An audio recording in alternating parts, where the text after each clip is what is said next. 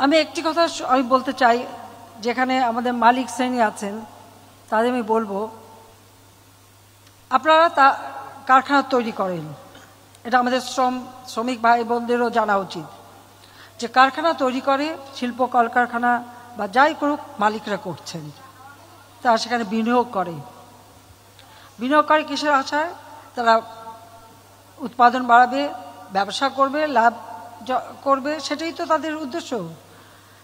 সেই সাথে সাথে শ্রমিকদেরও আমি বলবো যে শ্রমিকরা সেখানে কাজ পান, আর যে প্রতিষ্ঠান আপনাদের কাজের সুযোগ করে দিচ্ছে, আপনাদের রুটি রুজির ব্যবস্থা করে দিচ্ছে, ভাত কাপড়ের ব্যবস্থা করে দিচ্ছে, তাদেরও যেমন দায়িত্ব আছে, সেই সাথে মালিকদেরও দায়িত্ব আছে যে শ্রমিকরা তাদের শ্রম দিয়ে উৎপাদন বাড়িয়ে তাদের জীবন জীবিকা বা জীবনকে উন্নত করা অথবা বিলাসবহুল জীবনের সুযোগ করে দিচ্ছে, তারা একটু বিলাসিতায় একটু কমিয়ে শ্রমিকদের দিকে বিশেষ নজর দেবে, সেটাই আমি চাই।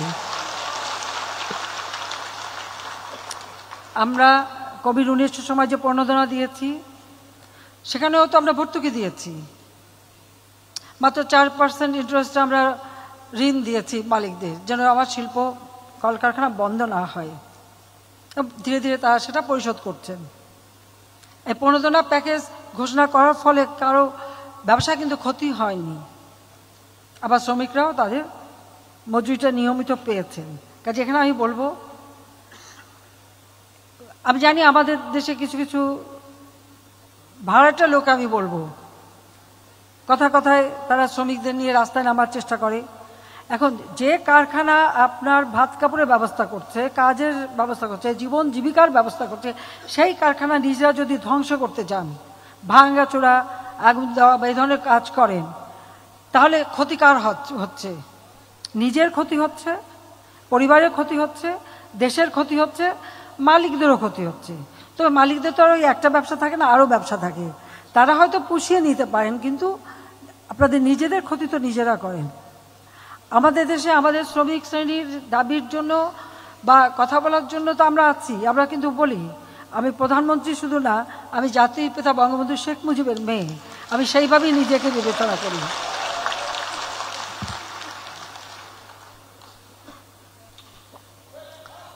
আপনাদের কোনো অসুবিধা যদি হয়, আমি জানি আমার দুয়ার খোলা, আপনারা যোগাযোগ করতে পারেন, আপনাদেরও, কারণ আমাদেরও শ্রমিক সংগঠন আছে, কাজে সেগুলো আমরা দেখব।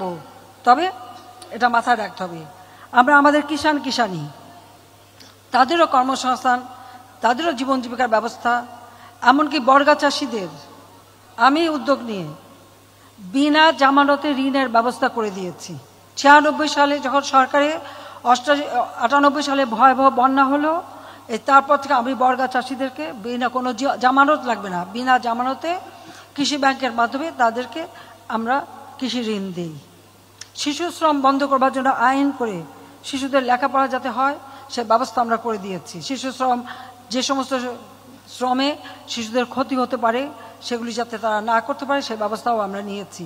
আজকে আমার 98% শিশুরা স্কুলে যাচ্ছে, আমরা তাদের বৃত্তি দেই, আমরা তাদের খাবারের ব্যবস্থা করি, বিনা পয়সায় বই দেই, সাথে সাথে কারিগরি শিক্ষা ভোকেশনাল ট্রেনিংয়েরও ব্যবস্থা আমরা করে দিচ্ছি, যেন কর্মক্ষেত্রে তারা সুযোগ পায়। এবং কর্মসংস্থান বাড়ানোর জন্য ব্যাপক হারে বেসরকারি খাতকে উন্মুক্ত করে দিয়েছি, যেটা আগে ছিল না। আওয়ামী লীগ আসার পরে আমরা করেছি যাতে আরও কর্মসংস্থার ব্যবস্থা হয়। আজকে আমাদের বেকারের সংখ্যা 3%-এ নেমে এসেছে, যা প্রায় 2-3 গুণ বেশি ছিল। আর এখনও সেই কাজ শুরু হচ্ছে। কর্মসংস্থান ব্যাংক করে দিয়েছি, যে কোনো যুবক সেখানে বিনা জামানতে ঋণ নিতে পারে, নিয়ে নিজের ব্যবসা বাণিজ্য করতে পারে, সেই সুযোগটা আমরা তৈরি করে দিয়েছি। কাজেই শুধু আমি এটাই বলবো যে কোনো সমস্যা হলে সেটা বলবেন, কিন্তু কারো প্ররোচনায়, কারো উস্কানিতে নিজের রুটি রুজি যেখান থেকে আসবে, ভাত কাপড় আসবে, কর্মসংস্থান হবে, সেটাকে যেন কোনো রকম ধ্বংস করা না হয়, সেটা আপনারা অবশ্যই যত্নবান হবেন। আর মালিকদেরও বলবো যে আপনারাও আপনাদের বিলাসিতার কিছু অংশ ছেড়ে দিয়ে শ্রমিকদের কল্যাণে দেখবেন।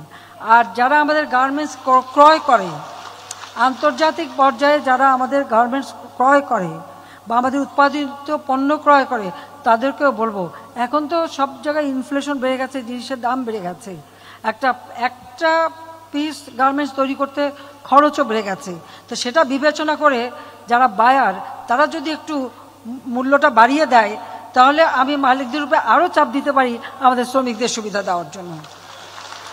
আমি আশা করি আইএলও শুধু শ্রমিকদেরটা দেখতে গেলে সাথে সাথে এই মালিকদের বিষয়টাও দেখবে, এটাও যেন হয়।